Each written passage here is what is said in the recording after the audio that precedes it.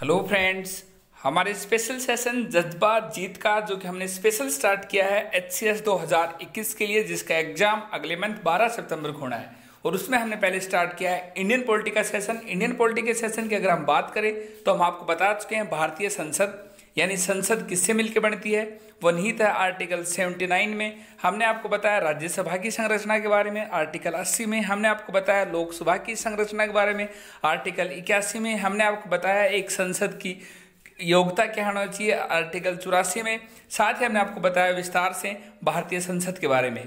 उसके अलावा फिर हमने आपको बताया गवर्नर के बारे में यानी राज्यपाल के बारे में। हमने आपको बताया किस अनुच्छेद के तहत हर राज्य का राज्यपाल होगा, आर्टिकल 153 हमने आपको बताई राज्यपाल की योग्यता।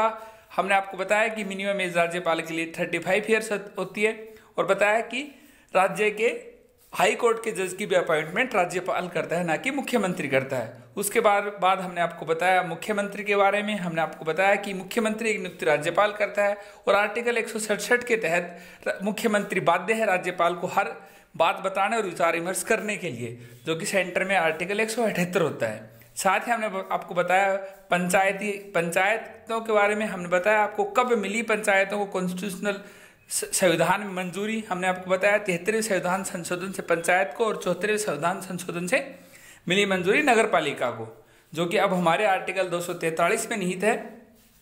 और हमने आपको बताया भारत के पंचायतों के बारे में, और अभी हाल ही में हमने आपको बताया भारत के प्रधानमंत्री के बारे में भी। हमने आपको बताया कि भारत के प्रधानमंत्री की नियुक्ति भारत का राष्ट्रपति करता है, आर्टिकल 75 सब क्लॉज 1 के तहत। साथ ही हमने आपको बताया कि आर्टिकल 74 के तहत एक मंत्री परिषद होगा, उसका प्रमुख प्रधानमंत्री होगा, जो कि जिसके सलाह पर राष्ट्रपति काम करेगा।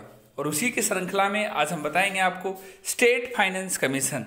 स्टेट फाइनेंस कमीशन जो कि राज्य में राज्यपाल द्वारा गठित किया जाता है, और सेंट्रल फाइनेंस कमीशन केंद्रीय वित्त आयोग जो कि आर्टिकल 280 में निहित है। आज हम बात करेंगे स्टेट फाइनेंस कमीशन के बारे में। हमने आपको बताएंगे किस अनुच्छेद में निहित है स्टेट फाइनेंस कमीशन, कब से बनना स्टार्ट हुआ स्टेट फाइनेंस कमीशन, और क्या कार्य करता है स्टेट फाइनेंस कमीशन, और बताएंगे भारत के किस अनुच्छेद में निहित है स्टेट फाइनेंस कमीशन। क्योंकि HCS के एग्जाम में अक्सर हमने देखा है कि स्टेट से रिलेटेड अक्सर एग्जाम में क्वेश्चन आते हैं। बात करें हम राज्य वित्त आयोग की, अनुच्छेद 280 के तहत केंद्र में वित्त आयोग के तर्ज पर 1993 से भारत के सभी राज्यों में राज्य वित्त आयोग की स्थापना की गई। यानी राज्य वित्त आयोग की स्थापना की गई 1993 में, जिसका उद्देश्य पंचायतों की वित्तीय स्थिति की समीक्षा करना था।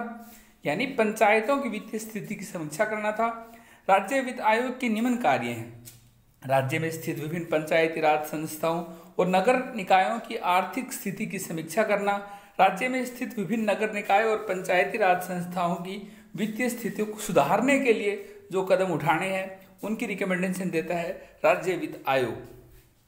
पंचायतों की वित्तीय स्थिति की समीक्षा करना और इसके लिए निम्न रूप से सिफारिश भी करता है।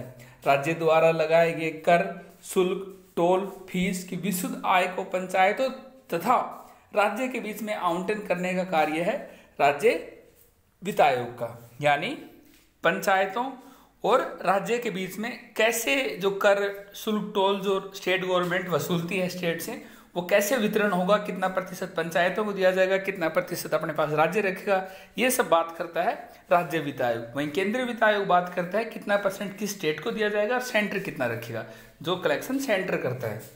इसके अलावा पंचायत के विभिन्न सत्रों पर खर्च या आवंटित किया जा सकता है, वो बताता है राज्य वित्त आयोग। पंचायत को कितने कर, शुल्क, टोल और फीस सौंपी जा सकती है, और पंचायतों के अनुदान की सहायता कैसे की जा सकती है, वो बताता है राज्य वित्त आयोग।